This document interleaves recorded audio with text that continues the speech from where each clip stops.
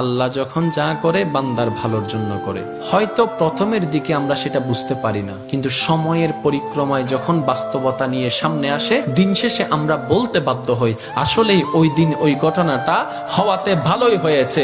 আল্লাহ কখনো বান্দার ক্ষতি চাই না।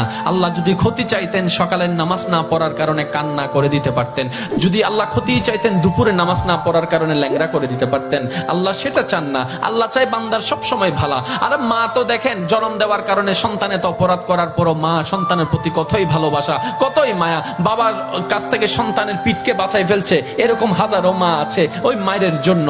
কিন্তু আল্লাহ পাক রব্বুল আলামিন বান্দার উপর কতটুকু ভালোবাসে দিয়েছেন সেটা আমরা বান্দারা বুঝতে পারি নাই বলে শয়তানের ফাঁদে বারবার পা দিয়ে আটকাই যাচ্ছি। মনে রাখবেন, মনের মধ্যে কথাটা বসাই ফেলবেন, আল্লাহ যখন যা করে বান্দার ভালোর জন্যই করে। একদিন না একদিন সেই ভালোটা আপনার বিবেকে এবং মনে প্রমাণ হয়ে সামনে চলে আসবে।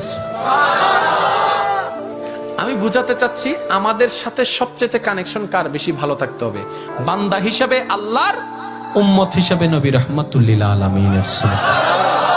এখানের ভিতর যে কেউ চাইলে জীবন সাজাই ফেলতে পারবে।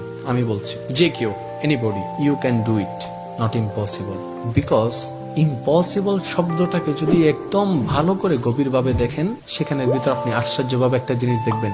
ইম্পসিবল একটু যদি ডিফাইন করেন, ভাগ করেন, দেখবেন I am possible. Impossible, possible কে আলাদা রাখেন, আই এম কে আলাদা রাখেন। I am possible. ইম্পসিবল শব্দটাই আপনাকে জানান দিচ্ছে আমি অসম্ভব নই, যদি রবের রহমত থাকে আমি তোমার জন্য সম্ভব। বিদেশে যাওয়ার আগে আপনার এলাকায় দেখেন টিকিট চলে আসছে, ভিসা চলে